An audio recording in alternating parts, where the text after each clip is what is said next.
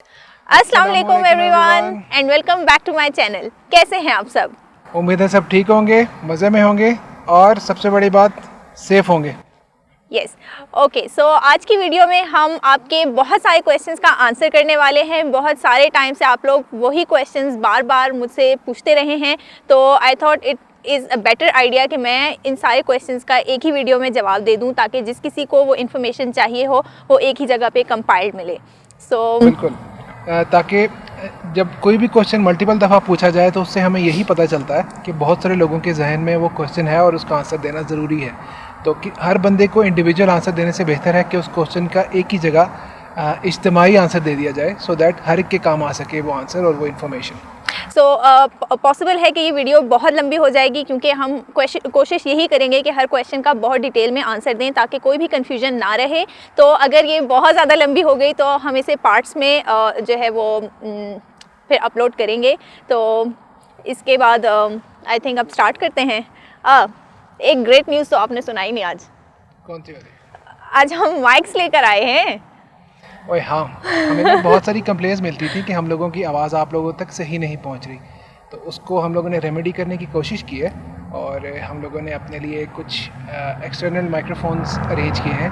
तो प्लीज़ ज़रूर बताइएगा कि आप लोगों को ऑडियो आज पहले से बेहतर लगी। बैकग्राउंड में आपको कुछ शोर नज़र आ रहा होगा क्योंकि हम लोग एक पार्क के अंदर हैं, साथ गाड़ियाँ गुजर रही हैं, बाइक्स गुजर रही हैं। तो आई होप कि नए माइक्रोफोन से उसमें भी आपको कुछ बेहतरी फील हो। तो चले चलते हैं। क्वेश्चन सारे मैंने लिख कर रखे हुए हैं।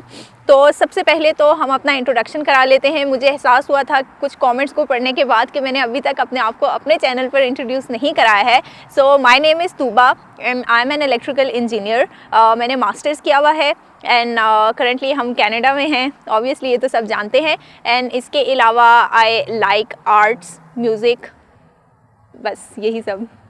और मेरा नाम उसामा है और मैं एक मैकेट्रॉनिक्स इंजीनियर हूँ। मैंने स्पेशलाइजेशन मैकेनिकल इंजीनियरिंग में की हुई है और मैं एक नर्ड अपने आप को डिफ़ाइन करता हूँ। मुझे इलेक्ट्रॉनिक्स टेक्नोलॉजी का बहुत ज़्यादा शौक़ है और मैं अपने फ्री टाइम इन्हीं चीज़ों के बारे में पढ़ने में और इनको इस्तेमाल करने में लगाता हूँ। सो जो टॉप क्वेश्चन हमें रिसीव होता है वो यही रिसीव होता है कि आप लोगों की क्वालिफ़िकेशन क्या है। मैंने मास्टर्स किया हुआ है इलेक्ट्रिकल इंजीनियरिंग में, अभी मैंने आपको बताया है। और मेरी बेस क्वालिफ़िकेशन जो कि बैचलर्स ऑफ इंजीनियरिंग है वो मैकेट्रॉनिक्स है और मैंने भी मास्टर्स किया हुआ है मैकेनिकल इंजीनियरिंग में। इसके बाद जो नेक्स्ट क्वेश्चन आता है वो है आपका आइल्स का स्कोर। मेरा ओवरऑल जो स्कोर था वो 7 बैंड्स थे आई गेस, एंड इंडिविजुअली वो 6.5, 6, 7 एंड 7.5 थे। और मेरा ओवरऑल बैंड बन रहा था 8 और मेरे इंडिविजुअल स्कोर्स मुझे तो याद नहीं है, लेकिन तूबा क्योंकि आप लोगों के ये क्वेश्चन इतनी बार आंसर करती है तो तूबा को याद हो गए, तो वो मैं तूबा से पूछूंगा। It's 7, 7.5, 8 and 8.5। Okay, next question जो बहुत आता है वो ये है कि are you married? I think ये सेल्फ एक्सप्लेनेटरी है। अगर नहीं अगर नहीं भी था तो अब एक्सप्लेन हो गया है। ओके, एक और क्वेश्चन जो आता है वो ये है कि कितना आइल्स का स्कोर रिक्वायर्ड होता है इमिग्रेशन के पर्पसेस के लिए? देखें जी, कैनेडियन गवर्नमेंट कोई मिनिमम लेवल जो है वो डिफ़ाइन नहीं करती। अगर वो करेंगी भी तो वो बेस बिल्कुल मिनिमम होगी। आपको जो आइल्स के स्कोर की रिक्वायरमेंट है वो इसलिए है कि आपकी एप्लीकेशन और आपकी जो प्रोफाइल है वो दुनिया में से हज़ारों लोग जो हर ड्रॉ के लिए अप्लाई करते हैं उनमें से आप अपनी एप्लीकेशन को ऊपर लेके आना चाहते हैं। तो उसके लिए आपका आइल्स का स्कोर जितना ज़्यादा हो उतना बेहतर समझा जाता है। आपको इंटरनेट पे बहुत सारी जगहों पे नज़र आया होगा कि 8777 के बारे में कहा जाता है कि CLB 9 अगर आप कहा जाए तो क्या ही बात है। सच भी कहा होता है और वो गलत भी कहा होता है। सच इस सेंस में कहा होता है कि it's a very good score, अगर आप ये ले लें तो आपके चांसेस बहुत ज़्यादा इंक्रीज़ हो जाते हैं। गलत इस सेंस में कहा होता है कि अगर आप इससे ऊपर लेंगे तो आपके चांसेस और ज़्यादा बढ़ जाएंगे। जैसे जैसे टाइम गुजरेगा, जो कट ऑफ पॉइंट है जो कि एक्सप्रेस एंट्री की ड्रॉ होती है उसमें जो कट ऑफ पॉइंट है वो टाइम के साथ साथ ऊपर ही जा रहा है, नीचे नहीं आ रहा। तो जैसे जैसे टाइम गुजरेगा कट ऑफ पॉइंट ऊपर जाएगा। इसका मतलब ये है कि आपके बाकी चीज़ें आपकी कंट्रोल में नहीं हैं। आपकी एज, आपकी क्वालिफ़िकेशंस, एज को आप पीछे नहीं लेके जा सकते और क्वालिफ़िकेशन आप बैठे बिठाए ऊपर नहीं लेके जा सकते। It takes time. आइल्स वो वही चीज़ है जिस पे अगर आप 2 या 3 हफ्ते मेहनत कर लें तो आपको बहुत बड़ा बूस्ट मिलता है। इन शॉर्ट यही है कि आइल्स का जितना ज़्यादा स्कोर होगा आपने कट ऑफ से देखना है अपने आप को, टारगेट आपने कट ऑफ से करना है कि आपको कितना स्कोर चाहिए होगा कि आप उस कट ऑफ से ऊपर रह सकें। सो आपने अपना आइल्स का स्कोर उस हिसाब से डिफ़ाइन करना है अपने लिए खुद। ओके, नेक्स्ट क्वेश्चन है कि कौन सी सिटी बेस्ट है मूव करने के लिए, या कैसे डिसाइड करें कि हम किस सिटी में मूव करें? इस क्वेश्चन का कोई भी स्ट्रेट आंसर नहीं है, और अनफॉर्चुनेटली बहुत सारे लोग हैं जो कि इस बेसिस पे डिसाइड करते हैं कि उनके रिश्तेदार या कोई जानने वाले या कोई फ्रेंड्स की सिटी में रहते हैं। अब कुछ और लोग आपको मिलेंगे जो कि इस बेसिस पे डिसाइड करते हैं कि उनका जो फील्ड है, उनका जो एक्सपीरियंस है, उससे रिलेटेड इंडस्ट्री कहाँ पे ज़्यादा मिलेगी। फॉर एग्ज़ाम्पल मैं आपको अगर मिसाल के तौर पे बताऊँ तो अल्बर्टा जो है एक ऑयल डोमिनेटेड प्रोविंस है। इसका मतलब ये है कि यहाँ पे ऑयल के काफ़ी सारे वेल्स हैं, कुएँ हैं, और यहाँ से ऑयल निकाला जाता है। तो यहाँ पे पेट्रोलियम इंजीनियर्स और मैकेनिकल इंजीनियर्स की डिमांड कंपैरेटिवली बाकी कनाडा के मुकाबले में ज़्यादा है। लेकिन अगर आप जनरली इंडस्ट्री के पॉइंट ऑफ व्यू से देखें तो आपको इंडस्ट्री क्वेबेक में भी काफ़ी मिलती है और ओंटारियो में भी काफ़ी मिलती है। तो अगर आपने इस बेसिस पर डिसाइड करना है तो वंस अगेन फिर आप अपनी क्वालिफ़िकेशन देखेंगे और इंडस्ट्री के हिसाब से देखेंगे। एज़ फार एज़ हमारे बारे में अगर आप पूछें कि हम यहाँ पे क्यों आए थे, कुछ इंटरनेट की रिसर्च थी, कुछ यहाँ का ओवरऑल आबादी और रहन सहन हमें कुछ पसंद आया था, क्योंकि कैलगरी एक ऐसी सिटी है जो कि आबादी वाइज इतनी बड़ी नहीं है, लेकिन यहाँ पे बड़ी सिटीज़ वाली ऑलमोस्ट हर सहूलत आपको अवेलेबल है। सो लिविंग कंडीशंस को आप जहन में रख सकते हैं, टेम्परेचर वगैरह, या किस तरह जनरल इन्वायरमेंट है यहाँ पे, आपको बड़ा शहर पसंद है, छोटा शहर पसंद है, तो ये सारी चीज़ें आपने अपने जहन में रखते हुए आपने ख़ुद डिसीजन लेना है। इंडस्ट्री और बाकी मतलब आप अपने हिसाब से सोचें कि क्या क्या चीज़ें आपके लिए इम्पॉर्टेंट हैं, तो उन चीज़ों को जहन में रखते हुए आपने डिसाइड करना है कि कौन सी सिटी में आपने मूव करना है।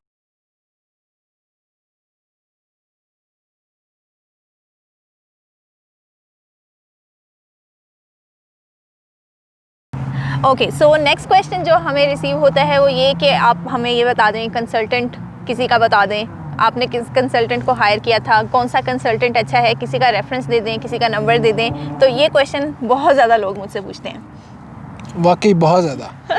आपको कमेंट्स में नज़र आएगा कि कंसल्टेंट का एड्रेस बता दें। कुछ लोग तो इवन ये भी कहते हैं कि बताएं कितने पैसे चाहिए, हमें वहाँ से जॉब ऑफर लेटर भेज दें। हाँ तो कंसल्टेंट्स के बारे में हमारा यही तजुर्बा है कि हमें कंसल्टेंट्स का कुछ भी नहीं पता।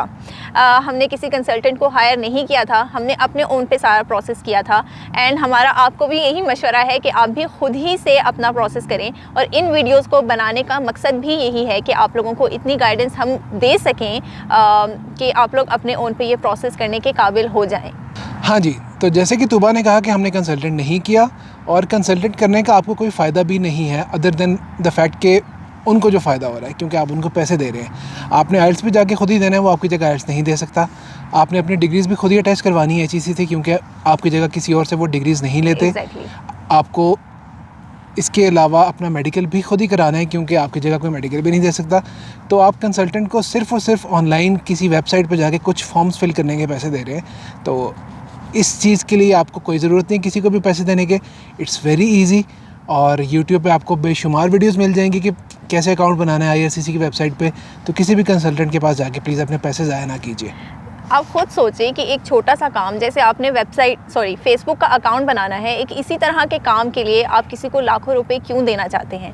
और उसके अलावा वैल्यू योर टाइम, आप इतना टाइम लगाते हैं उसके पास जाने के लिए, आने के लिए, इतनी ख्वारी होती है। कंसल्टेंट्स के बारे में बहुत सारे लोग मैसेजेस करते हैं कि वो फ़ाइल रख के बैठे रहते हैं, पैसों पे पैसे मांगते रहते हैं और कुछ भी ठीक से नहीं बताते, क्लियर नहीं बताते। तो इतनी सारी ख्वारी और झंझट में पड़ने के बजाय आई थिंक इट्स बेटर कि आप लोग खुद जो है वो अपने लिए ये कोशिश करें। And I am really sure कि आप लोग ये काम खुद से कर सकते हैं। और ये जो कंसल्टेंट्स फ़ाइल रख के बैठ जाते हैं, मुझे ऑनेस्टली समझ नहीं आती कि ऐसी कौन सी चीज़ें जिसके लिए फ़ाइल बनाने की ज़रूरत पड़ जाती है। मेरे ख्याल में वो जो यूज़र नेम और पासवर्ड आपका होता है उस अकाउंट में लॉगिन करने के लिए बेसिकली उसको रख के बैठे होते हैं, ताकि आप उनके बगैर अपने अकाउंट को एक्सेस ना कर सकें। तो काइंडली किसी भी और बंदे को अपने फ्यूचर लाइफ पे इतनी बड़ी पावर ना दीजिए। खुद अप्लाई करें, पैसे बचाएं, और सबसे बड़ी बात टाइम बचाएं। अब जो नेक्स्ट क्वेश्चन आ जाता है वो ये आ जाता है कि आप लोगों ने किस PNP के लिए अप्लाई किया था?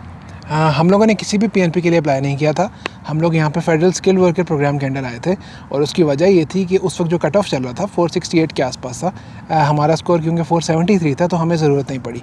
पीएनपी की ज़रूरत तब पड़ती है जब for any number of reasons आप उस कट ऑफ के ऊपर ना जा पा रहे हो और आपको स्कोर अपना इम्प्रूव करना हो। तो पीएनपी जो है, जब आपका प्रोविंस उसको अप्रूव कर देता है आपके लिए, तो आपकी प्रोफाइल में ऑटोमेटिकली 600 पॉइंट्स ऐड हो जाते हैं। तो इट डजंट रियली मैटर कि उससे पहले आपके पॉइंट्स कितने थे, क्योंकि जैसे ही आपको वो 600 पॉइंट्स का बूस्ट मिलेगा तो आप नेक्स्ट ड्रॉ में आपका नाम आना ही आना है। ओके, इसके बाद क्वेश्चन आ जाता है कि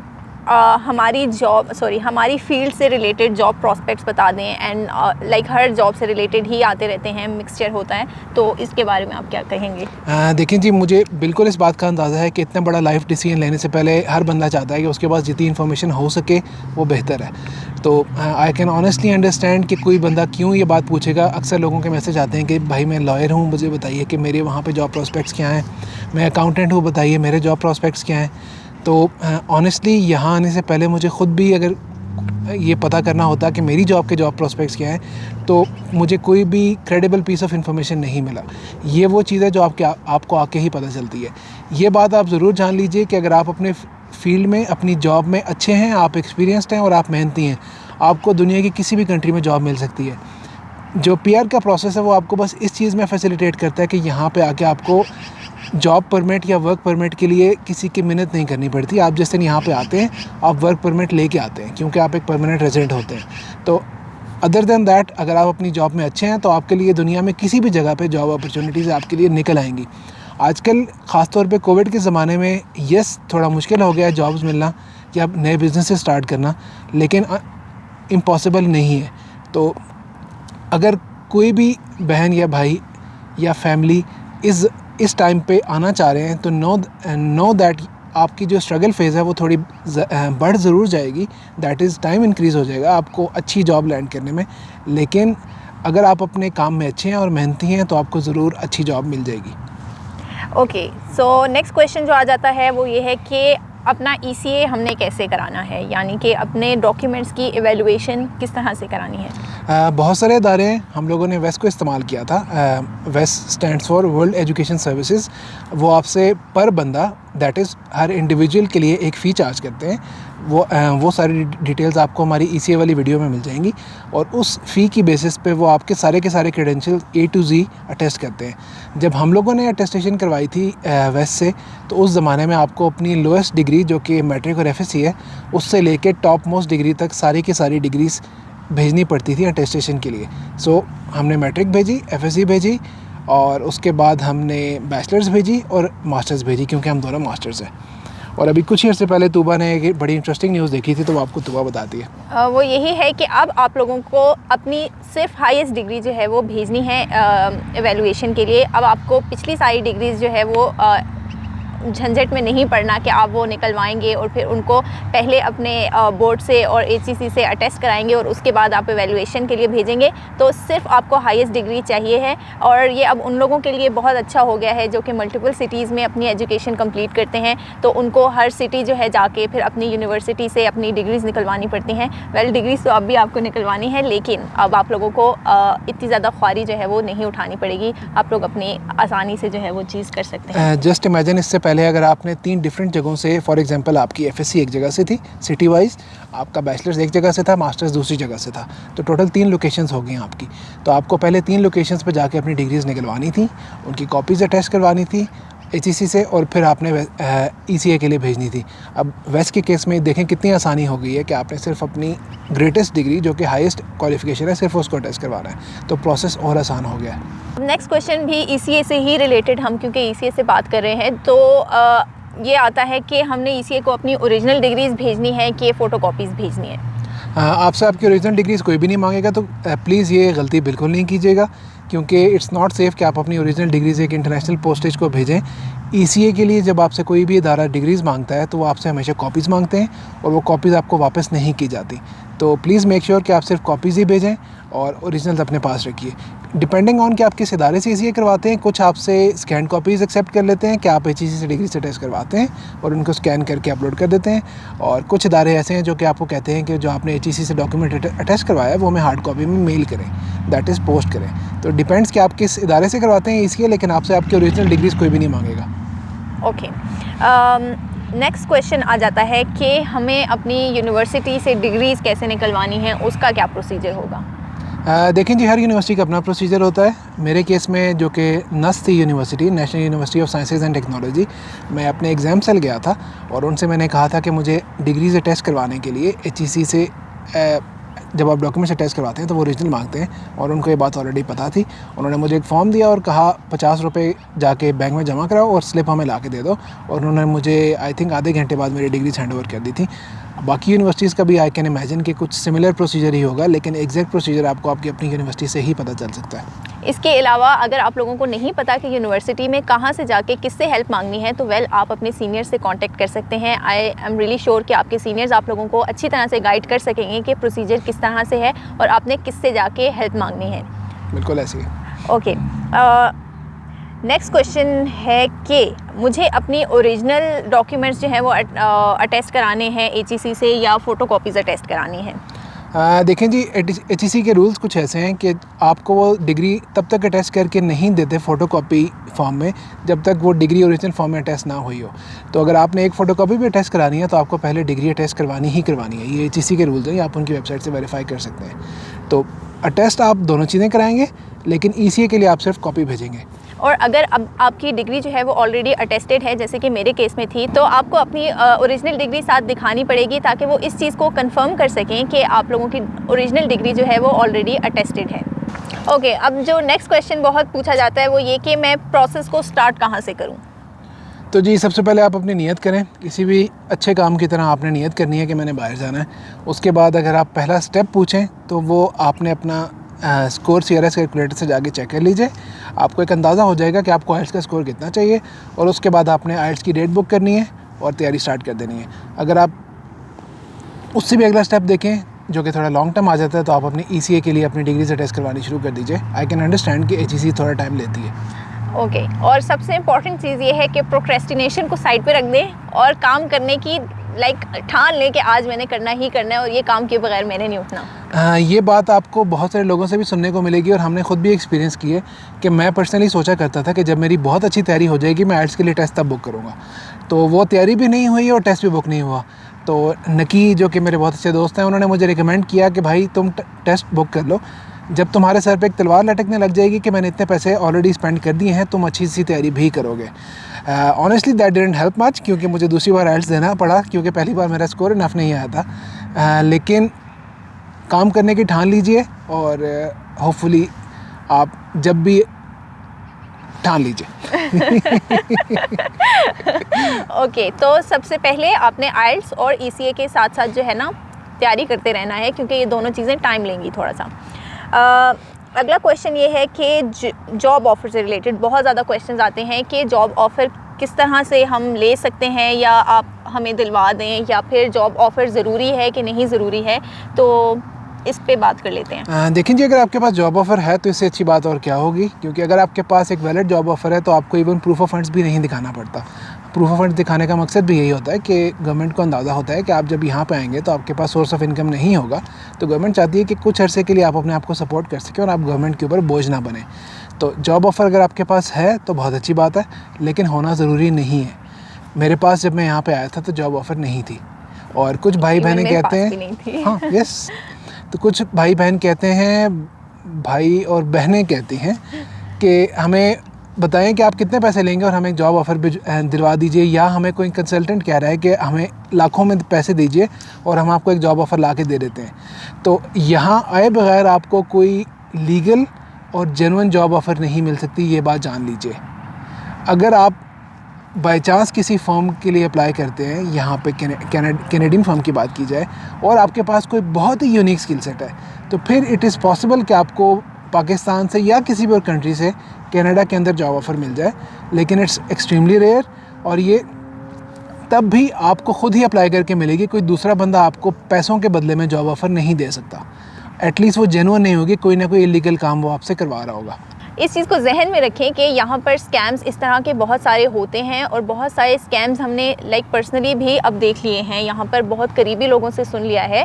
तो इस चीज़ को जहन में रखें कि आप लोगों ने इस चीज़ में नहीं पड़ना, इतने सारे पैसे लगा के आप लोगों ने ज़ाया नहीं होने देने। यहाँ आएंगे तो आप लोगों को इंशाल्लाह जॉब मिल जाएगी। अगर आप अपने ओन पे ट्राई कर रहे हैं तो ट्राई करते रहिए। हम भी यहाँ पाकिस्तान में बैठ के हमने बहुत सारी जॉब्स के लिए अप्लाई किया था, तो उस तरह से आप अपने ओन पे कोशिश करते रहें, लेकिन इस आसरे पर नहीं रहना कि कोई आपको जॉब ऑफ़र लेटर जो है वो प्रोवाइड कर देगा और आप उसके बाद यहाँ आएंगे।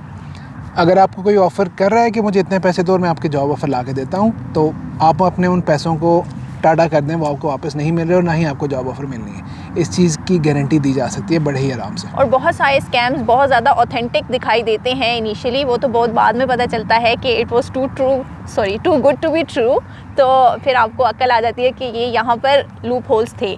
तो इस टॉपिक को ख़त्म करूँगा एक मुहावरे से, जो कि आपने लाखों बार सुना होगा, हर चमकती चीज़ सोना नहीं होती। तो सोच समझ के कदम उठाइए, और अगर कोई चीज़ आपको बहुत आसान लग रही है, जो कि आपने लोगों से सुना है कि इट टेक्स टाइम, तो फूक फूक के कदम उठाइए। अब नेक्स्ट जो चीज़ है वो रिक्वेस्ट आती है बहुत ज़्यादा। ये क्वेश्चन नहीं है कि आप ज़्यादा वीडियोस अपलोड किया करें या ज़्यादा फ्रीक्वेंटली वीडियोस अपलोड किया करें, तो इसका मेरे पास यही जवाब है कि जितना मेरे पास टाइम होता है आई मेक श्योर कि मैं उसमें वीडियोस बना लूँ, जितनी ज़्यादा बना सकती हूँ। वीडियोस को एडिट करने में भी टाइम लगता है, तो मेरे पास जितना टाइम होता है मैं कोशिश करती हूँ कि उतनी ज़्यादा वीडियोस अपलोड करूँ। पहले मैं वीकली करती थी, अब मैंने कोशिश की है कि वीक में 2 या 3 कर दिया करूँ। तो आई होप कि अब आप लोग थोड़े खुश होंगे।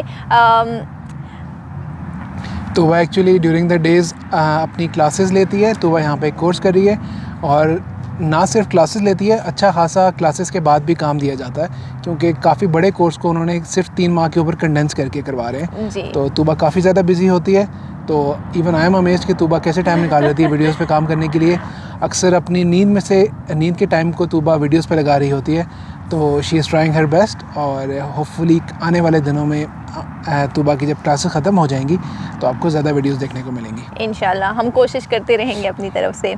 ओके, अब इसके बाद वीडियोस के ही टॉपिक पे बात हो रही है, तो एक और रिक्वेस्ट बहुत ज़्यादा आती है कि आप छोटी वीडियोस बनाया करें।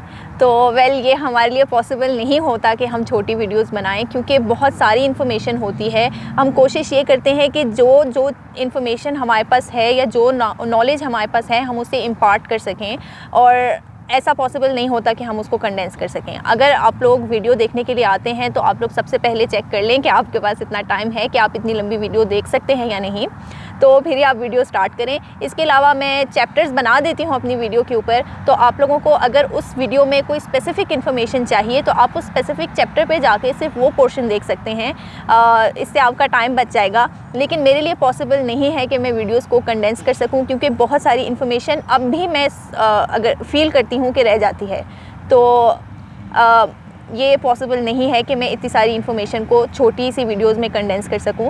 और सेकंड रीज़न ये है कि आप लोग जब किसी ऐसे चैनल पर आते हैं तो आप लोगों का जो एक मेन मकसद होता है वो एक पर्सनल पॉइंट ऑफ व्यू और एक पर्सनल एक्सपीरियंस को गेन करना भी होता है। अगर मैं वो टच अपने चैनल में से निकाल दूंगी तो आई थिंक कि ये चैनल जो है वो एक न्यूज़ चैनल बन जाएगा। तो मेरा कोई मकसद नहीं है यहाँ पर न्यूज़ सुनाने का, कोई एजुकेशनल चैनल नहीं है ये। तो आई होप कि आप इस चीज़ को अंडरस्टैंड करेंगे और ये रिक्वेस्ट मुझे आइंदा नहीं करेंगे कि आप छोटी वीडियोज़ बनाया करें। आप खुद ही सोचिए, अगर आप इमिग्रेशन की प्रोसेस की बात करें और अगर आप छोटी वीडियो बनाने की बात करें, तो मैं आपको बड़े ही आराम से बता सकता हूँ, आइल्स तो डिग्री से टेस्ट कराओ, अप्लाई करो, मेडिकल टेस्ट दो और यहाँ पे आ जाओ। तो अब ये बताइए कि मेरे ये कहने से आपको किसी भी किस्म की कोई हेल्प मिलेगी कि प्रोसेस क्या था और मैंने कैसे कैसे किया। तो जिस चीज़ पे जितना टाइम लगता है हम फिर भी कोशिश करते हैं कि उसको कंसाइज़ करें, लेकिन इससे छोटा टाइम वाइज उसको करना हमें लगता है कि हम अपने व्यूअर्स के साथ जस्टिस नहीं कर पाएंगे, कि जो इन्फॉर्मेशन हमारे पास है वो उन तक पहुंच नहीं पाएगी एक एफिशिएंट और इफ़ेक्टिव तरीके से। अब इसको आप इस लिहाज से भी कंसिडर कर सकते हैं कि जैसे क्लास में टीचर को जो है ना सबसे लेस नॉलेजेबल स्टूडेंट के हिसाब से अपना लेक्चर बनाना पड़ता है, तो हमें भी अपनी वीडियो जो है वो उसी बंदे के हिसाब से बनानी पड़ती है कि जिसको कोई भी नॉलेज नहीं है, तो वो यहाँ से जब जाए तो उसके पास इतना इनफ नॉलेज हो कि वो अपना काम जो है वो कर सके, उसको इतना कॉन्फिडेंस हो कि भाई हाँ मैं कर सकता हूँ। बिल्कुल, और वो किसी कंसल्टेंट के चक्कर में ना फंस सके। ओके, नेक्स्ट क्वेश्चन है कि मेरे पास फॉर एग्जांपल फ़लानी फील्ड की डिग्री है, तो मुझे ये बताएं कि मैं क्या करूं। हाँ, बड़ा ही टेक्निकल किस्म का क्वेश्चन है और ऑनेस्टली इस बात का हमारे पास कोई आंसर नहीं है। हम आपको नहीं बता सकते, या फॉर दैट मैटर आपको कोई भी एक बंदा नहीं बता सकता कि हर डिग्री या हर क्वालिफ़िकेशन की यहाँ पे आने की क्या स्कोप है या क्या तरीका है यहाँ पे आने का। आई ऑनेस्टली डोंट नो कि मैं इसका इससे बेहतर क्या आंसर दूँ। बिल्कुल, हर डिग्री की रिक्वायरमेंट्स डिफरेंट हैं, हर डिग्री के स्कोप डिफरेंट है, हर डिग्री का स्कोप हर सिटी में डिफरेंट है। तो ये बताना और गेज करना बहुत मुश्किल है कि आपकी डिग्री के लिए हम क्या सजेस्ट करें। लाइक ये बहुत ब्रॉड टॉपिक है। अगर आप मुझसे सिर्फ मेरी फील्ड का भी पूछें तो मैं आपको ऑनेस्टली उस तरह से गाइड नहीं कर सकती, क्योंकि मैं कोई प्रोफेशनल तो हूँ नहीं। ये बहुत मुश्किल हो जाता है किसी को ये सजेस्ट करना, क्योंकि आप लोग उन सजेशंस पर आंख बंद करके बिलीव करते हैं। तो अगर मेरी किसी सजेशन से आपकी ज़िंदगी ख़राब होती है तो मेरा ख़्याल है कि मैं इस पोजीशन में नहीं हूँ, मेरा ज़मीर इस चीज़ को नहीं मानता कि मैं आपको कोई ऐसी सजेशन बग़ैर किसी नॉलेज के दे दूँ। तो ये आप लोगों के साथ बहुत बड़ी ज़्यादती होगी मेरे ख़्याल से। ओके, अगला क्वेश्चन स्टडी से ही रिलेटेड आ जाता है कि मैंने अंडरग्रेड में एडमिशन लेना है, मेरी क्या ऑप्शंस हैं। फिर से वही बात आ जाती है, आप अंडरग्रेड में ये सोच के एडमिशन नहीं लेते कि बाकी लोग क्या सोचेंगे या बाकी लोगों के क्या शौक़ हैं। आप अपने हिसाब से फील्ड चूज़ करते हैं। तो जो फील्ड आपको बेहतर लगता है, जिसमें आपको लगता है कि आप आगे जाके एक्सेल करेंगे, जिसमें आप इंटरेस्टेड हैं, वो लीजिए। और इमिग्रेशन के पॉइंट ऑफ व्यू से आप ये ज़रूर ध्यान में रखिएगा कि आपकी क्वालिफ़िकेशन जितनी ज़्यादा होगी आपके पॉइंट्स उतने ज़्यादा बढ़ जाएंगे। इसी तरह आपका वर्क एक्सपीरियंस जितना ज़्यादा होगा आपके पॉइंट्स उतने ज़्यादा बढ़ जाएंगे। अदर दैन दैट, फील्ड के पॉइंट ऑफ व्यू से गाइडेंस देना कि किस फील्ड में किसी को बैचलर्स करना चाहिए, ये बहुत गलत होगा हमारी तरफ से कि हम किसी को गाइड करें, क्योंकि हर बंदे की स्ट्रॉन्ग पॉइंट्स और इंटरेस्ट डिफरेंट होती हैं।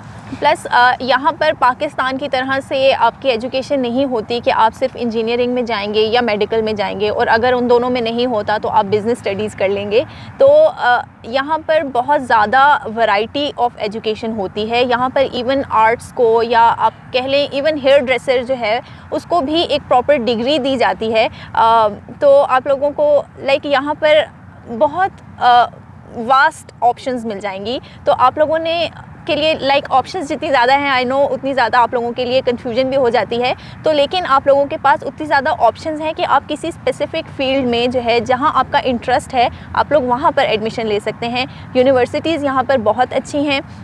University of BC I think वो टॉप 5 वर्ल्ड यूनिवर्सिटीज़ में आती है। इसके अलावा university of Toronto and university of Calgary, ये भी बहुत फेमस हैं। तो यहाँ यूनिवर्सिटीज़ बहुत सारी बहुत अच्छी हैं। मैंने सोचा था एक टाइम पे मैं PhD में एडमिशन ले लूँ, तो मैंने उसके लिए रिसर्च की थी। तो यहाँ की यूनिवर्सिटीज़ बहुत हाई रैंकिंग वाली यूनिवर्सिटीज़ हैं। तो आप लोगों को इस चीज़ की टेंशन लेने की ज़रूरत नहीं है। ओके, नेक्स्ट क्वेश्चन आता है कि मेरी जॉब क्या है और उसामा की जॉब क्या है। तो जी, तूबा की जॉब जो है वो आजकल पढ़ाई करना है और इसके अलावा यूट्यूब के वीडियोस बनाना है। तूबा अपनी पढ़ाई पे कंसंट्रेट कर रही है। जब पढ़ाई ख़त्म हो जाएगी तो फिर तूबा जॉब हंटिंग स्टार्ट करेगी। और मेरी जॉब के बारे में देखते हैं तूबा को क्या पता है। उसामा जो है वो यहाँ पर एक डेयरी प्लांट पर मेंटेनेंस डिपार्टमेंट में काम करते हैं। तो यही इनकी जॉब है। और यहाँ पे आने से पहले मैं डेयरी और जूस प्रोडक्शन इक्विपमेंट पे काम किया करता था एज ए सर्विस इंजीनियर, और यहाँ पे आने के बाद भी मैं उसी फील्ड में काम कर रहा हूँ। एक डेयरी फैक्ट्री के अंदर मैं मेंटेनेंस डिपार्टमेंट में काम करता हूँ और ये मेरी जॉब है। अब इसके बाद क्योंकि बहुत सारे लोग, मुझे भी पता है, सवाल करेंगे और करते भी रहते हैं कि मैं कौन सा कोर्स कर रही हूँ। मैं बहुत ज़्यादा जिक्र करती हूँ इस कोर्स के बारे में, तो मैं आप लोगों को बता देती हूँ कि मैं जो कोर्स कर रही हूँ उसे वो गूगल की तरफ से है। और यहाँ पर एक ऑर्गेनाइजेशन है एनपावर के नाम से, जो कि एक चैरिटेबल ऑर्गेनाइजेशन है। वो ये कोर्स आपको ऑफ़र करती है फ्री ऑफ कॉस्ट। वैसे ये पेड कोर्स है और 6 मंथ्स का कोर्स है, लेकिन वो 3 मंथ्स में इस कोर्स को कराते हैं। इसके बाद आप लोगों को गूगल IT का सर्टिफिकेट मिल जाता है, जिसकी बेसिस पे आप IT की जॉब्स के लिए एलिजिबल हो जाते हैं।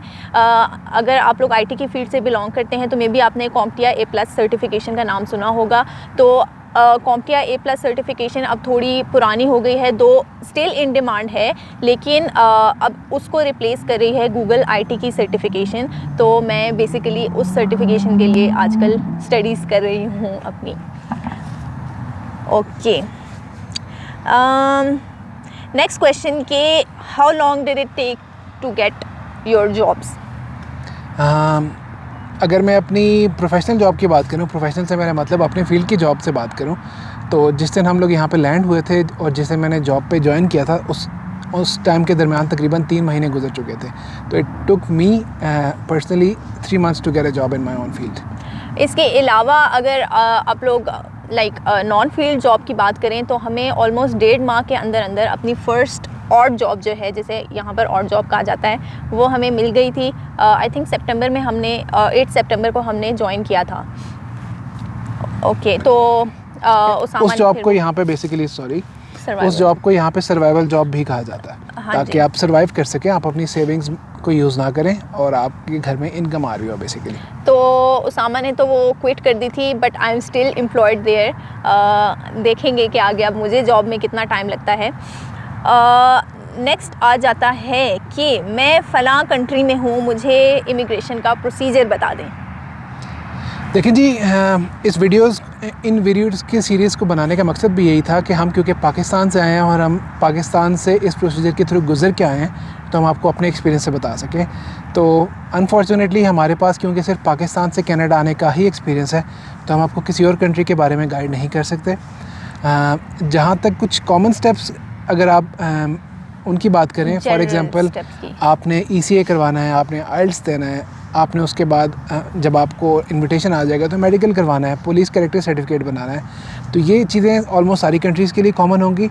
हाँ, हर कंट्री में ये चीज़ें मिलेंगी कहाँ से और आप कहाँ से अटेस्टेशन करवाएंगे वो डिफरेंट होगा। तो पाकिस्तान के अलावा बाकी किसी कंट्री का हम आपको बता नहीं सकते इस हवाले से। लेकिन जनरल स्टेप्स इमिग्रेशन के वही होंगे हर कंट्री में, क्योंकि ये एक स्टैंडर्ड प्रोसीजर है, तो किसी कंट्री के हिसाब से ये वेरी नहीं करेगा। मूविंग ऑन, ओके ये क्वेश्चन हम ऑलरेडी डिस्कस कर चुके हैं, बट बहुत DMs आए मुझे इससे रिलेटेड कि आप कितना चार्ज करती हैं PR प्रोवाइड करने के लिए। देखिए जी, काश ऐसी कोई सर्विस होती जो आपसे पैसे लेके आपको बैठे बैठाए PR दे रही थी, लेकिन अनफॉर्चुनेटली ऐसा कोई तरीका नहीं है। कैनेडियन गवर्नमेंट ने इस काम को करने के लिए एक स्पेसिफिक डिपार्टमेंट बनाया हुआ है जो कि जिसका काम ही यही है कि वो लोगों के PR एप्लीकेशंस को हैंडल करे। तो अगर आपको वंस अगेन जॉब वाली बात फिर से आ जाती है कि अगर आपको कोई बंदा प्रॉमिस कर रहा है कि मैं तुम्हें इतने पैसे लेके PR दिलवा दूंगा, तो वो आपके साथ मजाक कर रहा है और वो आपके पैसे लेके भाग जाएगा और उसके बाद आपको उसकी कभी ना शक्ल नज़र आएगी और ना ही उसका बिज़नेस दोबारा नज़र आएगा। तो अपने पैसों को संभाल के रखें। कोई शॉर्टकट नहीं होता भाई लाइफ में किसी भी काम को करने का। आई बिलीव कि बिल्कुल अगर आपको कोई शॉर्टकट नज़र आ रहा है तो इसका मतलब है वहाँ कोई कैच है। तो मेहनत के बाद जो चीज़ मिलती है उसका एक तो मज़ा अलग होता है और आपको पता होता है, यकीन होता है कि वो चीज़ जो है ना वो ऑथेंटिक है। तो शॉर्टकट जो है ना वो किसी भी सूरत में नहीं काम आता।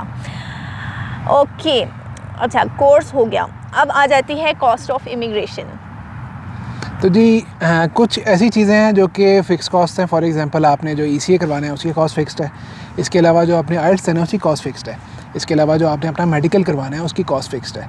अब ये वो चीज़ें आ गई हैं जो कि फ़िक्स कॉस्ट हैं। इसके अलावा पर बंदा जो आपने कैनेडियन गवर्नमेंट को पे करना है आपकी एप्लीकेशन प्रोसेस करने के लिए, वो भी एक कॉस्ट फ़िक्स्ड है। ये हमने सारी की सारी चीज़ें कॉस्ट वाइज डिस्कस की थी कॉस्ट वाली वीडियो के अंदर, आप वो देख सकते हैं। जहाँ तक ओवरऑल कॉस्ट की बात की जाए तो बहुत सारी ऐसी चीज़ें हैं जो कि फ़िक्स्ड हैं, लेकिन कुछ उनमें छोटी छोटी ऐसी चीज़ें भी हैं जो कि फ़िक्स नहीं हैं। उसमें जो सबसे बड़ा एक हेडर आता है वो आता है प्रूफ ऑफ फंड्स का। डिपेंडिंग ऑन कि आपका फैमिली साइज़ क्या है, कि आपकी फैमिली में कितने लोग हैं जो कि आपके साथ यहाँ पे आना चाहते हैं, तो आपको प्रूफ ऑफ फंड्स एक डिफरेंट हिसाब से दिखाना पड़ता है।